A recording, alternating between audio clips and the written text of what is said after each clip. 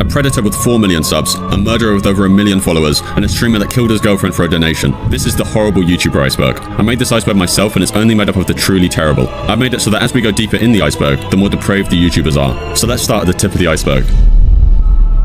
T. Martin was your average YouTube Let's Player at the time, so he decided to take advantage of the trend of CSGO gambling. He started making videos where you open crates in the game, where you could have a slim chance of winning a special item like a rare skin for your knife. So with the gambling craze, T. Martin, along with another huge YouTuber being Syndicate, started promoting this random website called CSGO Lotto, where you could spend real money for the chance to win in-game CSGO items. They pitched it to their audiences as just a cool site they had found and wanted to share, as they both acted as if they coincidentally happened upon it, enjoyed it, so started advertising it to their viewers. And we found this new site called CSGO Lotto, so I'll link it down in the description if you guys want to check it out. But we were betting on it today, and I won a pot of like $69 or something like that, so it's a pretty small pot. But as it turns out, T. Martin and Syndicate actually co-owned the site, and were profiting from all the fans they directed to it. The revelation obviously caused quite a lot of people to get angry, because not only were they directing their audience of preteens to go gamble away their weekly allowance, but also not disclosing ownership like that is, well, technically illegal. But then came T. Martin's response video. He tried to address the controversy, but people weren't buying it. The video was vague, dodging the main issue, as he spent most of the time reiterating that he wasn't a criminal and what he did wasn't illegal, disregarding the fact that it was just a scummy thing to do. Plus, it looks like he set up his camera to show off how spacious his mansion is, with his expensive car positioned right in front of his house's glass door. The whole thing came off as pretty forced, and not really a sincere apology or explanation. The video got slammed with dislikes and backlash, and eventually T. Martin decided to delete it. Now, Ben Rich, or as you might know him as Bold and Bankrupt, is one of the most popular travel vloggers on the platform, and I myself was a fan until about a year ago. Online there are certain circles and forums dedicated to what's called the game. The game is essentially the art of picking up women, and perfecting your craft and getting them in bed with you as quickly as possible, and then leaving to seek the next as soon as you have. A prolific member of the various forums dedicated to these pickup artists is Vorkuta, who has an outstanding amount in common with Bold and Bankrupt. Now, being on a pickup forum may not be so bad on its own, but let's talk about Vorkuta and how people figured out it is overwhelmingly likely to be Bold and Bankrupt. Vorkuta discusses in various forum posts a rape charge he and his mates got acquitted of in Winchester. The strange part is that Vorkuta's story matches a real rape case reported in a local newspaper, the Southampton Daily Echo, with Benjamin Rich Swift being named by the judge as being particularly appalling, as he grinned and giggled throughout the court proceedings. Now, obviously, the Benjamin Rich we know and Benjamin Rich Swift could very well be two different people, though it gets even more unlikely when you realize that Benjamin Rich Swift, as it says on their bankruptcy order, also goes by Benjamin Rich. The article also points out that Benjamin Rich Swift and Bold and Bankrupt are the exact same age, though perhaps they're just two strange coincidences, though it does get thicker. The name Vorkuta actually comes from a town in Russia.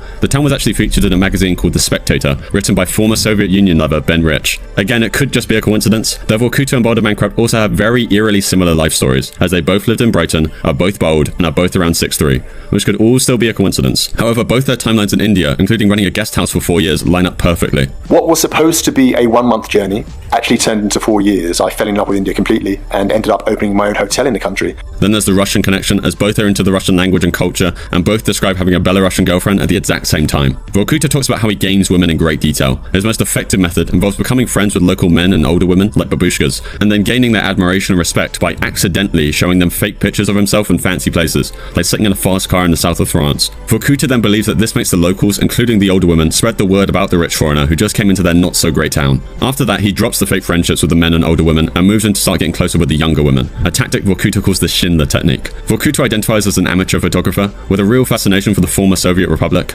Similarly, Bold and Bankrupt shares his passion, as he once served as an unpaid photographer for the now-closed Desolation travel website, where a certain photo of Ben Rich, or the person we now know as Bold and Bankrupt, can be found. Bold and Bankrupt's book was published under the pen name Arthur Chichester. Sections of the book are very clearly, as this Amazon review puts it, sanitized versions of the post by the Ligurian, another one of the many aliases used by Vorkuta. The Ligurian tells the story of a 16-year-old girl he met called Katya in rural Russia. The Ligurian describes Katya as a slut and admits they got physical. Here's an excerpt read by Bold and Bankrupt from his book, put side by side with a post from the Ligurian.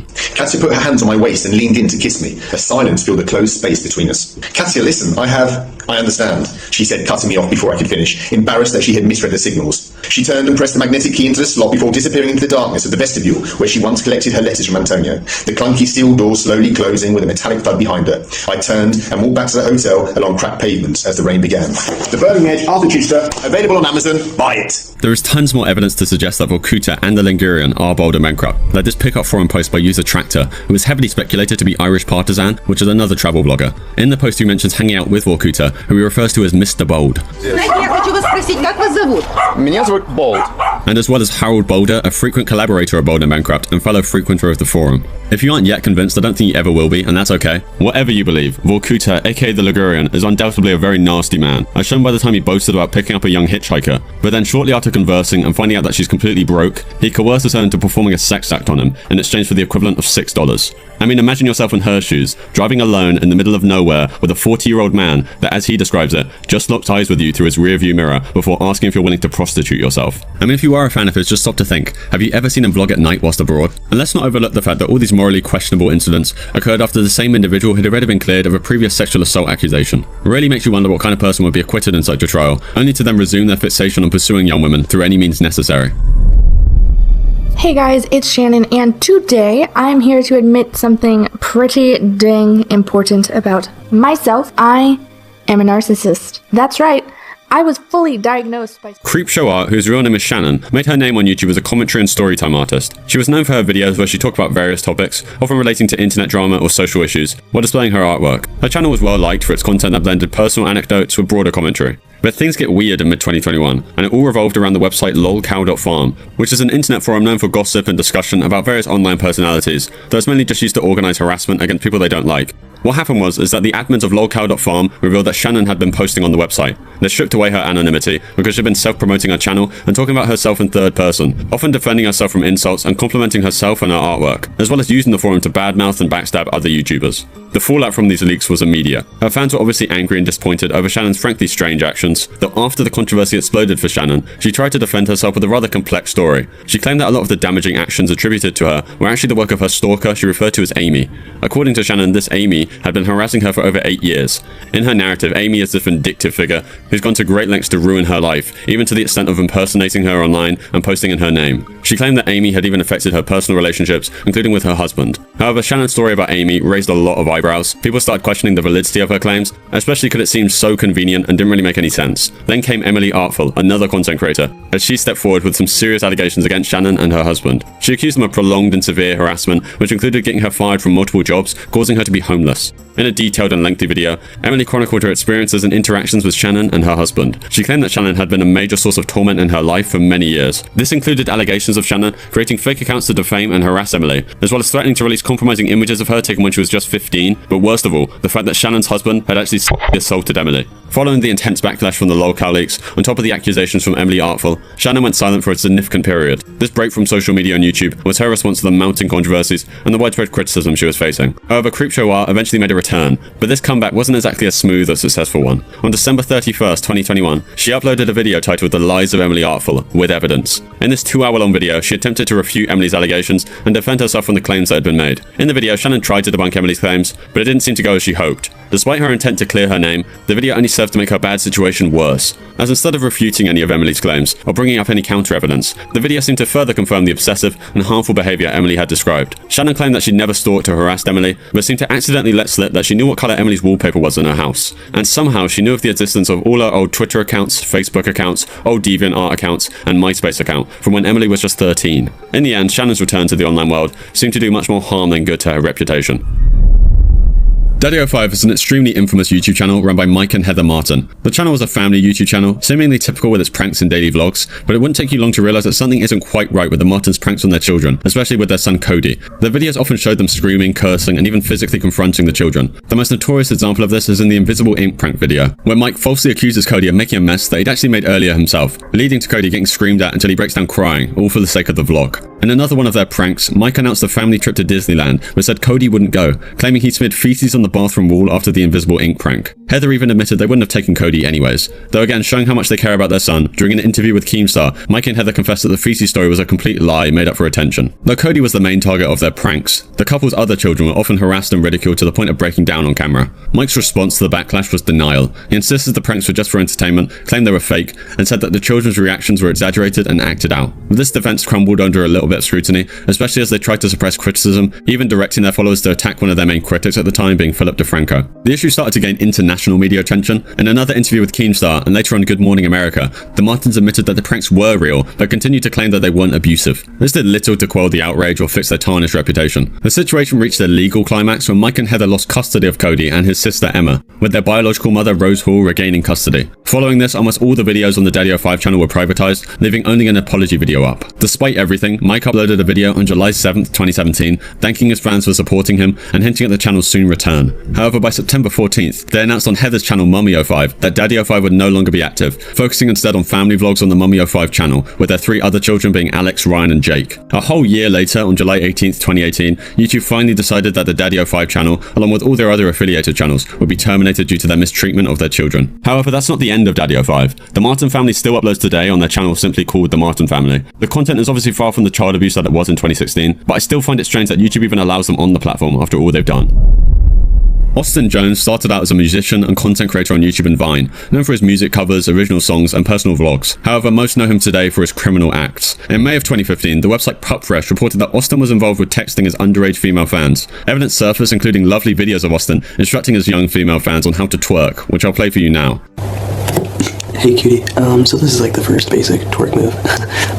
So this is what you do. You stand with your legs apart, you bend your legs, and then you arch your back, and you unarch it, and you do it faster. So it's like that. Now it's your turn.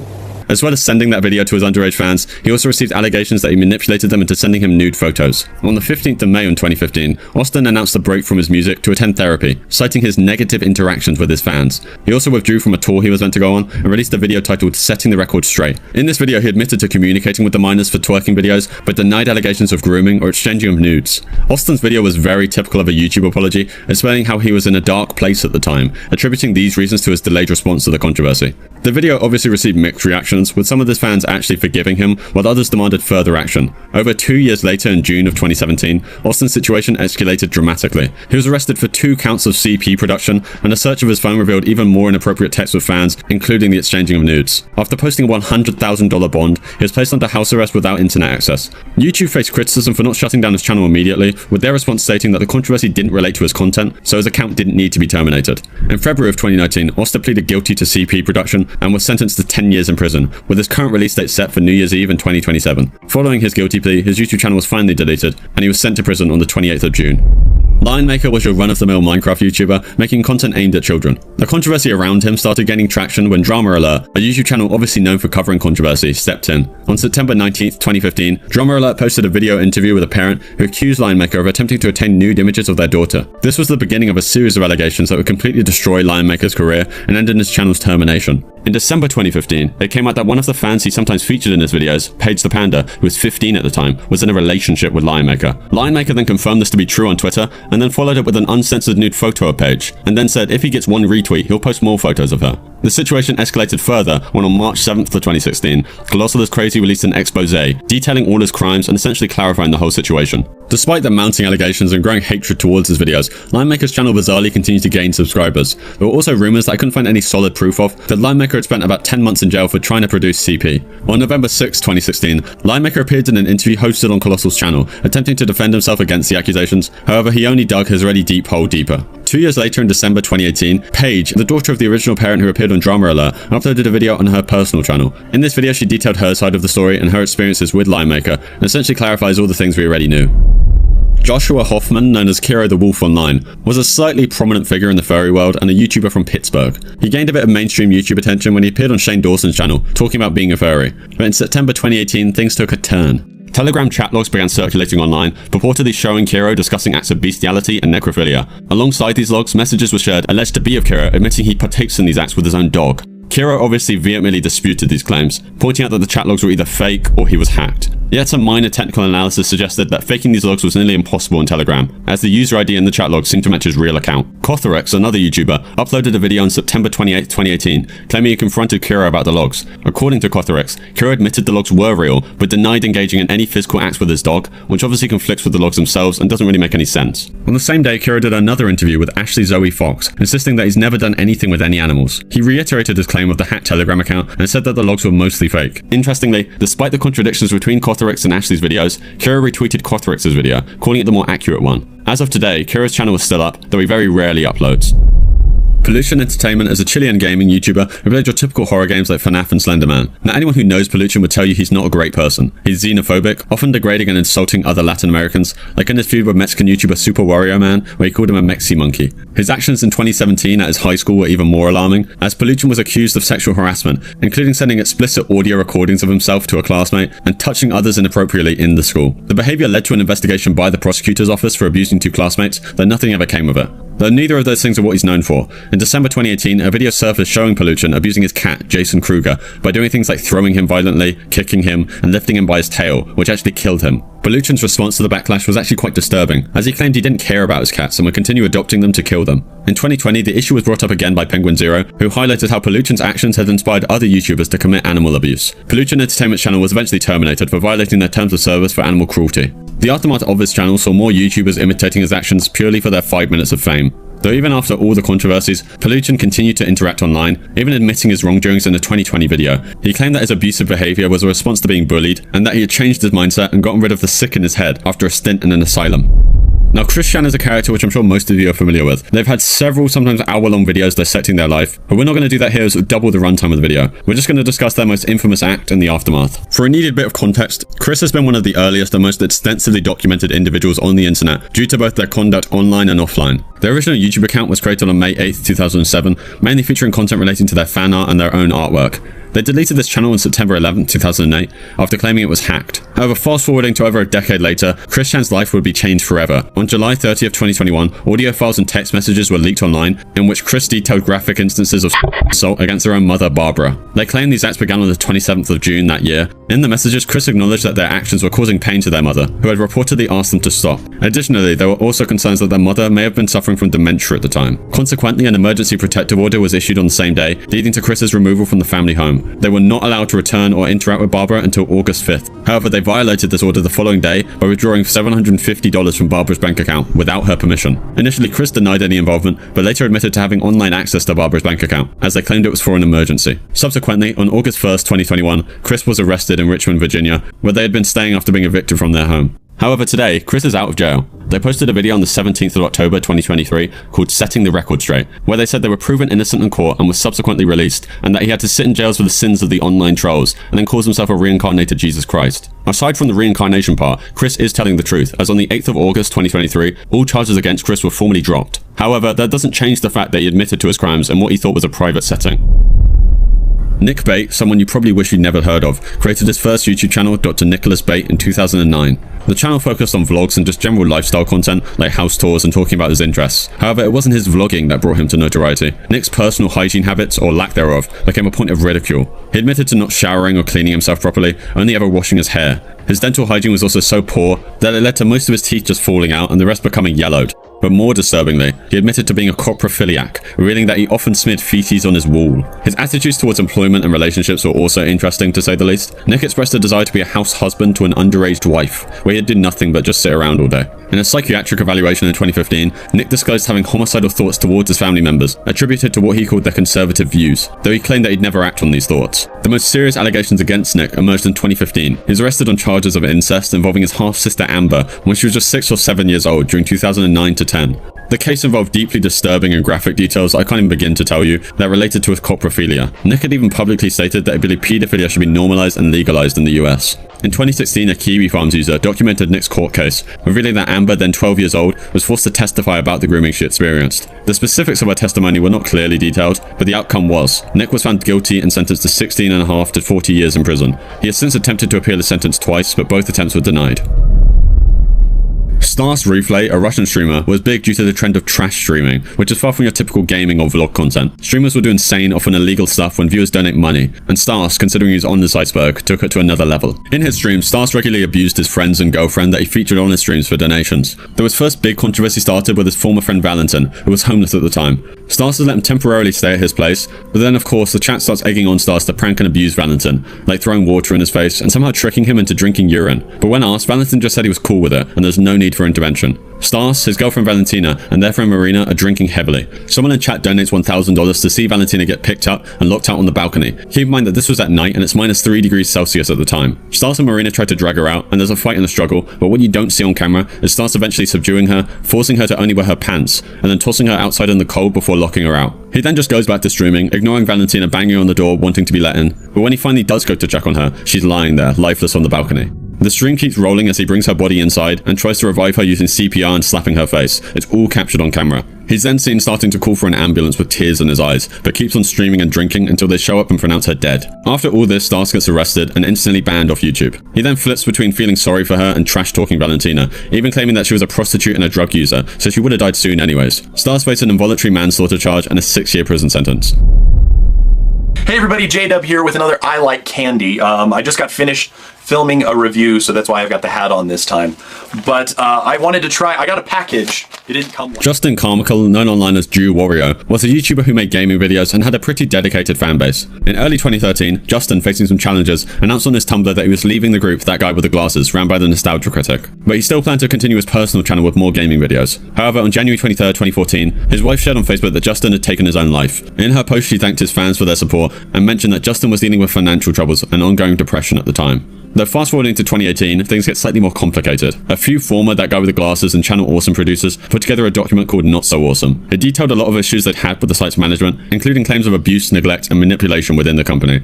In this document, someone going by Jane Doe revealed that she was groomed and sexually abused by a That Guy With The Glasses producer, but she didn't name any names. Then That Guy With The Glasses responded to the claims in the statement. They included screenshots of chat logs where they discussed dealing with the accused producer, though the thing is, they accidentally revealed that the discussion happened around the time Justin left the site, implying that he was the one accused of these actions, which seriously damaged his reputation posthumously. Though the very next day, a Reddit user claimed she was assaulted by Justin while she was unconscious. Her story was later backed by a former That Guy With The Glasses forum admin, as well as a former producer, giving it more credibility. So Jew Warrior story is a complex one, as he was a beloved figure in the gaming YouTube community, but his posthumous allegations have really cast a shadow over his legacy.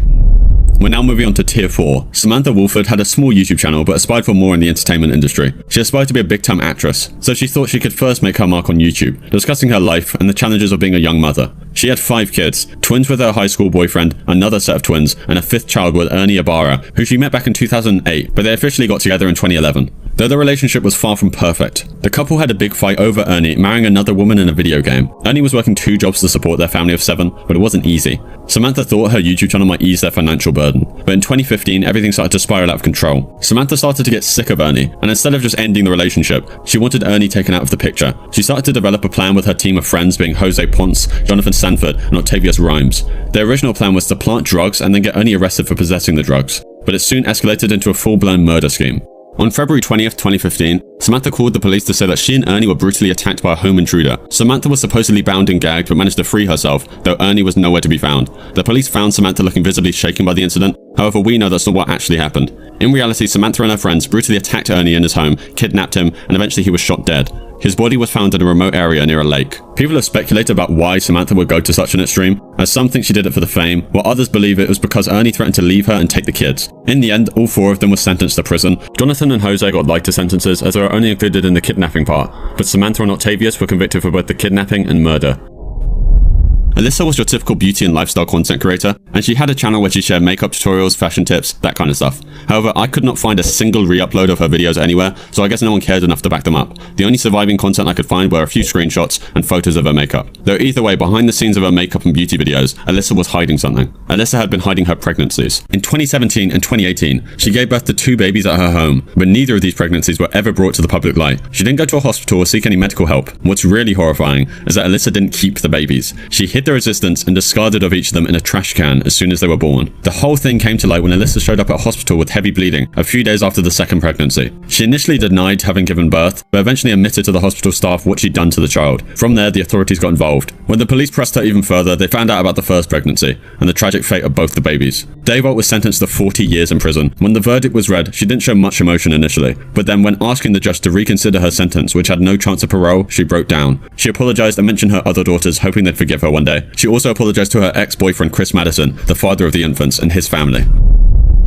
Naseem Agdam was a YouTuber who got quite a bit of attention, especially on Iranian social media. She was known for her activism, like protesting with PETA against the use of pigs in trauma training by the US Marine Corps. Because Nassim's content consisted of pro-vegan videos that were extremely graphic, it resulted in her channel becoming demonetized. But things took a really dark turn on the 3rd of April 2018. That day, at 12:46 p.m, there was a shooting at YouTube's headquarters in San Bruno, California. Nassim, who was 38 at the time, was the shooter. She got into the place through a parking garage, walked up to the outdoor patio, and started firing with a Smith & Wesson pistol. In total, 3 people got shot, one of them being critically injured, with another person hurting their ankle trying to escape. All the victims were taken to San Francisco General Hospital, as well as the Stanford University Medical Center. Though fortunately, they all recovered. Nassim was upset with YouTube because they kept demonetizing her videos, and it simply seems like her frustration with the platform just boiled over in the worst possible way. After the shooting, Nassim took her own life.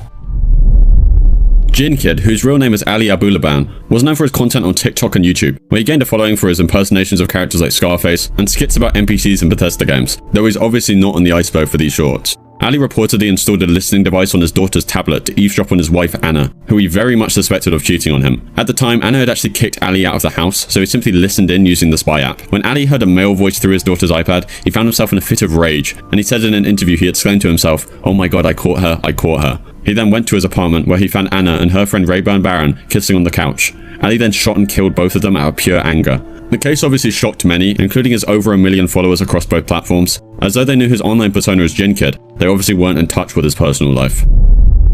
Yo, what's up guys, it's Aaron Campbell here, again, for another video. So I just wanted to say... Aaron Campbell was born in England on the 7th of May 2002, though he moved to the Isle of Bute, which is part of Scotland, when he was young. Campbell's upbringing included elements of physical and emotional abuse, as he often argued with his alcoholic mother. He had been diagnosed with ADHD, and he wished to be a YouTube star, and posted several videos of him doing trampoline tricks. When he was just 15 years old, Campbell began to consider doing something excessive. In 2017, he posted on Facebook saying he might kill one day just for the lifetime experience. He was soon after entered into a rehabilitation program when he was caught starting fires. On the 2nd of July 2018, Aaron wanted to smoke some marijuana, so he called around asking someone to sell it to him, but no one would. The teenager had previously bought the drug from Robert McPhail, so instead he thought to steal it from him. Aaron went to Robert's house, which he found to be unlocked, as was common in the area, and upon stepping inside, he entered the first room closest to him. There he found Alicia McPhail, a 6-year-old child, sleeping on a bed. Campbell then picked her up, carried her to an abandoned hotel, assaulted her, and then strangled her.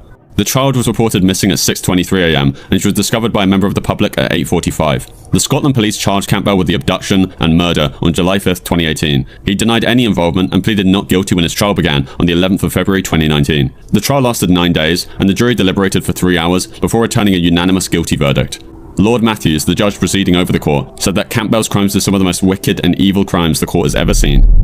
We're now moving on to Tier 5. Jake Davidson created YouTube channel Professor Waffle back in 2016. He talked about inceldom, the black pill worldview, which is essentially extreme nihilism, and totally giving up on life. I just don't have any willpower to do anything anymore.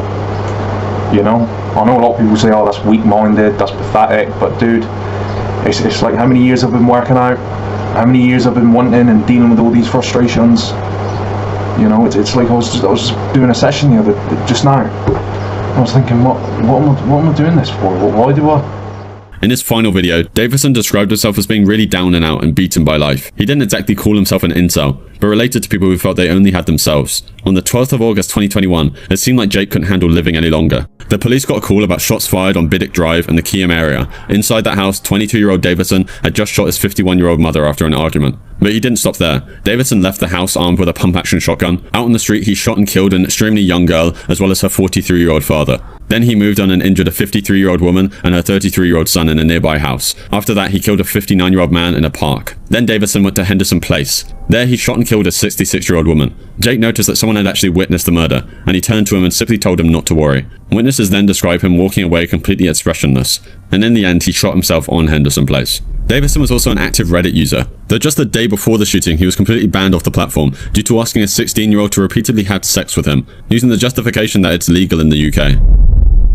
Hey, what's up you guys? Hope you're enjoying your summer break. The reason I'm making this video is because I need to tell you my YouTube story. It's been officially 2 years since I joined the website, June 9, 2008, and I just want to tell you guys how I got started. Randy Stair, known online as Pioneers Productions, was a bit of a complex character. He was described as shy and introverted growing up, always preferring his own company. His real special interest was Nickelodeon cartoons, as he would draw the characters he saw on the television. When he turned 18, Randy tried working at McDonald's but quit after just 3 hours. His dad then got him a job at the Way supermarket, which Randy kept for the income, despite not liking it. Randy started his YouTube channel Pioneers his productions in 2008 at 15 years old. His content was a variety of let's plays, vlogs, and sketch comedy videos. As I said, Randy has always liked and enjoyed Nickelodeon cartoons, but later became completely obsessed with the character Ember from Danny Phantom and started a new channel dedicated to her called Ember's Ghost Squad. On the channel, Randy made his own spin-off series all about Ember. He did all the animation and collaborated with different voice actors for the project. But as Randy's mental health slowly deteriorated, he uploaded videos talking about his psychology, his hatred for humanity, and of course his unhealthy obsession with the fictional character Ember. On June 8th, he uploaded the last episode of Ember's Ghost Squad, which depicted Ember carrying out a school shooting. The video was unfinished as he couldn't get enough voice actors to agree to voice Ember or any of the other characters due to its violent nature.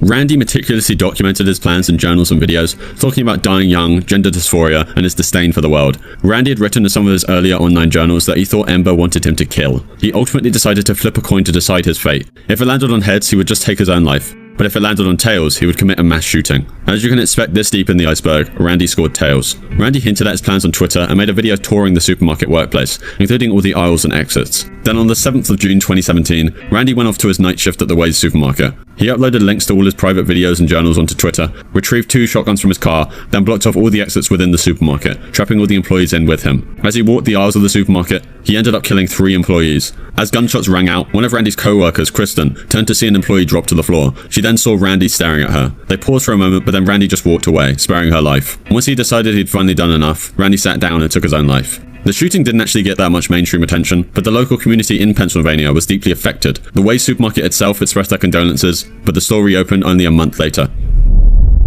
Pekka Erik Orvonen was born on the 4th of June in 1989 in Finland. To most people, he was regarded as a shy student who isolated himself. However, several students noticed a sudden change in his behavior, stated that he acted threateningly, and sworn to them that they would die in a white revolution. According to one of his teachers, Orvonen was a militant radical who had piqued interest in both the far left and far right movements. As it turns out, Orvonen was a Nazi. Online, he went by different aliases, including YouTube channels like Sturmgeist89, as well as Natural Selector89. His content there was dark and violent, focusing on uploading footage of things like school shootings, including Columbine, and other violent terror attacks. He was also outspoken on his channel as an atheist, and he expressed support for social Darwinism. Then on November 7th, he didn't go to his first class, and instead uploaded a YouTube video. In it was a picture of his high school that he'd edited to be red, with an image of him flashing on screen with a gun pointing at the camera. By 11:37 AM, he was at the school, entering through the basement. Pekka Erik had been preparing for this day for a long time. He had wrote a manifesto in both Finnish and English, obtained a firearm permit, bought a gun and ammo, and practiced shooting in the woods, which he would upload online. The massacre started at 11:42, first shooting a student through a window, then moving through the school. In total, he killed 8 people, including students and staff, and injured several others before shooting himself. He died later that evening in the hospital. Not So Fantastic Devon, real name Devon Michael Erickson, was a YouTuber who streamed gameplays, particularly of the game Dead by Daylight with his friends. The content itself wasn't anything out of the ordinary, but what happened to Devon on the afternoon of the 7th of May in 2019 was. Devon and his friend Alec briefly left Highlands Ranch STEM School during their lunch period and went to Devon's house. It turned out that this wasn't just a regular break from school. According to Devon in police interviews, Alec had been planning an attack for weeks, and Devon claimed he only learned about it the night before through Snapchat. Devon said Alec threatened him into opening a gun safe in his home so they could retrieve 2 pistols, a revolver, and a rifle. Devon claimed he feared for his life, and that's why he went along with Alec's plan. Alec, who was a transgender man, mentioned he wanted to target the students who had bullied him, wanting them to suffer the trauma he had. Alec admitted to hearing voices in his head and having homicidal and suicidal thoughts since he was 12, but refused medication as he would feel alone without the voices. The voices win was even written on a piece of paper in Devon's house before the shooting. As the attack started, Devon yelled for everyone in the classroom to get down. In the ensuing chaos, 3 students tried to stop the attack and jumped on top of Devon. The gun was then fired, killing 18-year-old Kendrick Castillo. Devon maintained that he never intended to harm anyone and that the gun was fired accidentally due to the struggle. Alec in all of this was in a different part of the school, where he managed to wound 4 students before being taken down by a security guard. In the court proceedings that followed, Alec actually testified as a witness against Devon, saying that he and Devon had both extensively planned the shooting, and that the story of Alec threatening him into it was completely made up. On June 15, 2020, Devon was found guilty on all charges. Then on September 17, 2020, he was sentenced to life in prison. Trey Eric Sesler, also known online as Lenscat Productions, but more famously as his old username, Mr. Anime. Trey was known for his anime reviews on his YouTube channel. In February 2012, he mentioned he'd be taking a short break from the channel as a reward for the work he'd been putting in. Then in March, he updated his fans that he got a new job and might not be posting as much, but he still planned to keep up with his blog. Though Trey isn't remembered for his anime reviews, on the 20th of March 2012, he lured his mother Rhonda into the garage and shot her, then went inside and shot his brother Mark, and then his dad Lawton. After that, he wrecked his house and then killed his pets. Trey had this chilling plan to become the biggest mass murderer in history. He wanted to attack a pep rally at Waller High School and aimed to kill at least 70 people. He killed his family first so they wouldn't know what he was planning. But as he left his house and when it came down to it, he just backed out, as it became all too real to him. He then returned home and got arrested. The police found out that Trey had been planning this for years. He stored weapons in his college dorm, practiced shooting on buildings and animals, and was obsessed with mass shootings like Columbine. After his arrest, a lot of YouTubers made videos about the situation, and even some of his fans and close friends couldn't believe it, but eventually Trey admitted to everything. He got sentenced to life in prison without parole, as the judge said he'd be a danger to himself and others if he ever got out. In his home, they found writings on the wall where he expressed his regret and asked God's forgiveness because he couldn't forgive himself. Jared Lee Lerner was born on September 10, 1988 in Tucson, Arizona. Very little was known about his early life, but as he grew older, it became evident that he had significant mental health issues. He struggled with severe mental illnesses, including schizophrenia. Lerner's YouTube journey was far from conventional. He posted several videos to the platform to express his increasingly bizarre beliefs. The war that we are in right now is currently illegal under the Constitution. What makes it illegal is the currency. The date is also wrong. It's impossible for me that date. It's mind control. His channel contained a collection of cryptic and incoherent videos. Lerner often talked about government conspiracy theories, as well as things like mind control. His most infamous and final video, Introduction to Jared Lerner, was posted about a month before the act he would commit. The video itself was a simple slideshow of written text that I honestly couldn't make any sense of. It talks of dreaming, sleepwalking, and the ability to control your own thoughts. On January 8, 2011, Jared Lee Lerner's descent climaxed. He carried out an attack on the Congressional Corner event, with the target of his attack being US Representative Gabrielle Giffords. He first got as close as he could to the politician and then opened fire. Tragically, 6 people lost their lives, including a 9-year-old girl, though Gifford herself was only critically injured and survived. I don't think there's any point in trying to pinpoint an exact reason as to why he did it, as there likely isn't a definitive reason. His actions raise questions about the accessibility of firearms and how someone like Jared could so easily have access to them. Hey, Elliot Roger here. Elliot Roger was born on July 24, 1991 in London, England, but he grew up primarily in California in the US. He came from a relatively affluent background, with his father being a filmmaker and his family having connections in the entertainment industry. Despite his privileged upbringing, Roger struggled with social interactions, particularly with women from a young age. Elliot Roger's YouTube channel was a significant part of his story, although it wasn't your typical content. He created a series of videos in which he expressed his frustration and anger over his perceived rejection by women and his loneliness. He would mainly sulk about the issues he had faced and how women never give him a chance. I deserve girls much more than all those slobs I see at my college who are somehow able to walk around with beautiful girls. I mean, even in the college town that I stay in during my semesters, as I walk around like the common areas of those towns, or the areas where all the college parties happen, I see these obnoxious guys walking with beautiful girls. And that pisses me off because I should be the one with the girls. One of Elliot's many problems is that he never took any responsibility for his issues, and instead pushed the blame on other people or things out of his control, like being half Asian, which he thought the blonde white woman he so desperately wanted to notice him disliked. That is until he saw an Asian guy talking to a white girl, and then he became confused and enraged as he couldn't understand how a white girl could, and I'm paraphrasing here, but love a full-blooded Asian and not a beautiful Eurasian like him. These videos generated some concern from his small audience, as the way he talked about women and men he called obnoxious was more than disconcerting. On the 23rd of May 2014, Elliot's rage culminated into a violent rampage in Isla Vista, California. He first murdered 3 men in his apartment building, 2 of which were his roommates at the time, after which he went to a coffee shop to get coffee. He was then spotted in his car fiddling with his laptop, which was later realized to be him uploading his 100-page long manifesto detailing his life and struggles, as well as his final YouTube video. Hi, Elliot Roger here. Well, this is my last video. It all has to come to this. Tomorrow is the day of retribution. The day in which I will have my revenge against humanity. Against all of you. Elliot, sitting in his BMW, instead of complaining about girls not wanting him, seemed to think enough was enough, and it was his turn to punish women. He planned to do so by entering what he called the hottest sorority house and destroying those inside. After posting the video, Roger then drove his car to the Alpha Phi sorority house, which is near his college of UCSB. He then got out of his car, knocked on the door, and merely waited for a few minutes. When no one answered the door, perhaps what Elliot saw as his final rejection, he just began shooting indiscriminately at the nearest people he could find, killing 2 women. He then began shooting into random shops, killing another man, and then Roger then randomly drove his car around, purposely striking people with it, though no one died. He then crashed it onto a pavement where the police found he had committed suicide. All 6 people of the killed attended his college of UCSB. Elliot was completely delusional and had disconnected with reality, but there were of course many warning signs for the impending attack, with the most obvious being his YouTube vlogs. In January of 2014, Roger's parents had actually contacted the police in regards to his YouTube videos, though the policeman who visited Roger seemed to think he was well enough, with Roger sending them off simply saying he had a misunderstanding with his parents. In his manifesto, he detailed how in his ideal world, women would be kept in concentration camps and be systematically killed off. Cultural Philistine, better known by his real name, Adam Lanza, started his channel back in 2011. His videos were quite unique in the sense they were just him genuinely talking about his opinions on a range of topics, from religion to mental health and antinatalism. The videos themselves were just a black screen with his voice, and they were often broken into multiple parts, with his last upload dating back to January 2012. I hadn't cared enough about life to pursue anything, but I hadn't cared enough about death to kill myself, so I'd just been spending a lot of time moping. And I thought, why not participate on YouTube? That way I can fulfill my desire to express my hatred for culture and what it's done to me.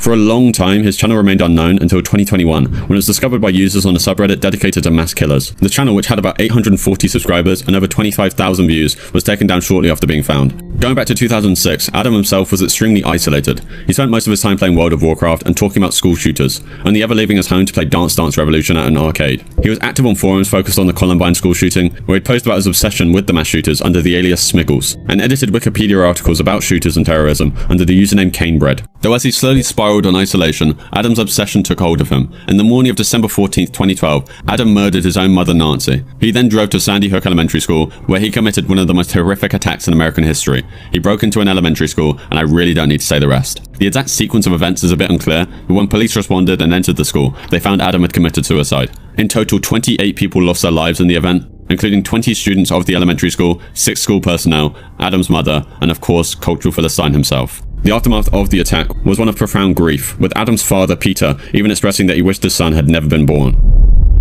And that concludes our iceberg. You can check out the only other video I've made about illegal and disturbing video games if you want something else to watch or listen to. Thanks for watching.